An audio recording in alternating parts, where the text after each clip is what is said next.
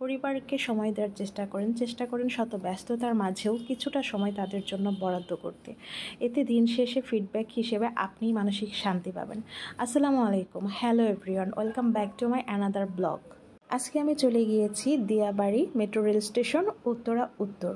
যেহেতু বেশিরভাগ সময় দুজনেই ব্যস্ত থাকে, একজন সময় দিলে আরেকজন দেখা যাচ্ছে অন্য কোনো কাজে ব্যস্ত হয়ে যাচ্ছি, তো দুজনকেই অনেক স্ট্রাগল করে আসলে এত দূর আসতে হচ্ছে আলহামদুলিল্লাহ। আর ও আরও বেশি ব্যস্ত, যেহেতু ও জব করছে।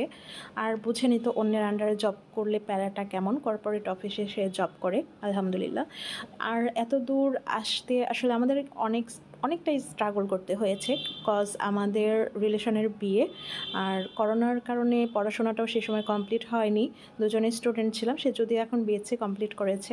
প্রতিটা মানুষকেই বোধ হয় জীবন যুদ্ধে একবারের জন্য হলেও নামতে হয়, যেহেতু আমরা দুইজনেই পরিবারের সবার ছোট সন্তান, তো সেই ক্ষেত্রে আমাদের আদরগুলো ছিল বেশি।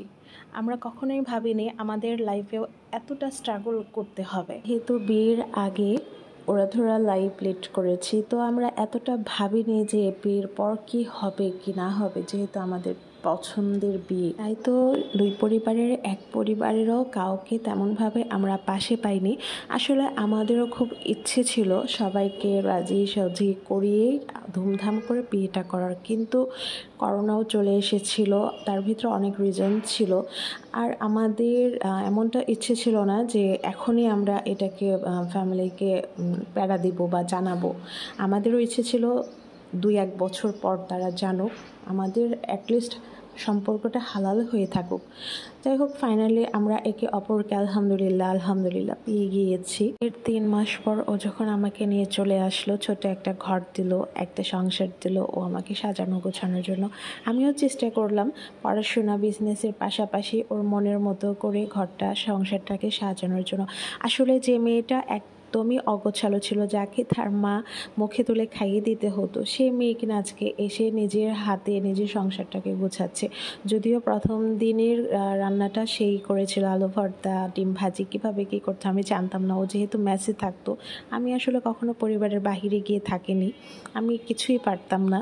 সেই মেয়ে আজকে রান্নাবান্না, ঘর সংসার, বাচ্চা কাচ্চা সামলিয়ে নিজের বিজনেসটাকে টুকটুক করে চেষ্টা করছে এগিয়ে নিয়ে যেতে।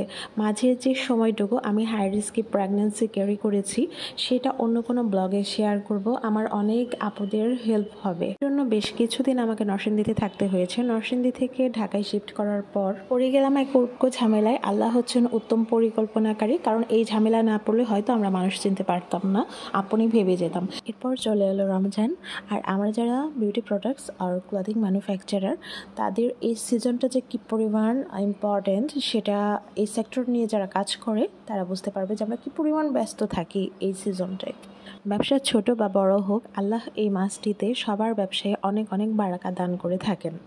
অনেকেই ভাবে আমাদের প্রচুর সময় এরা ঘোরাঘুরিও করছে, বিজনেস করছে, ভিডিও করছে, বাবার সংসার, বাচ্চা কাচ্চা, পড়াশোনা, এত কিছু সামলায় কীভাবে। না রে ভাই, আমরাও আপনাদের মতোই সাধারণ মানুষ।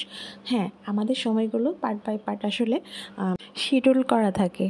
আপনাদের বোঝার সুবিধার্থে আমি জাস্ট ছোট্ট একটি ক্লিপস অ্যাড করে দিয়েছি এখানে। যে কাপড়গুলো বাঁধা দেখেছেন সেগুলো হচ্ছে আমার স্যাম্পল প্রোডাক্ট, হচ্ছে টাইডাই, বাটিক, এগুলোর ওপরে বিভিন্ন রকমের নানান ধরনের কাজ করা হবে, অথবা সুতার কাজও করা হবে, ব্লক, বাটিক সবই থাকে।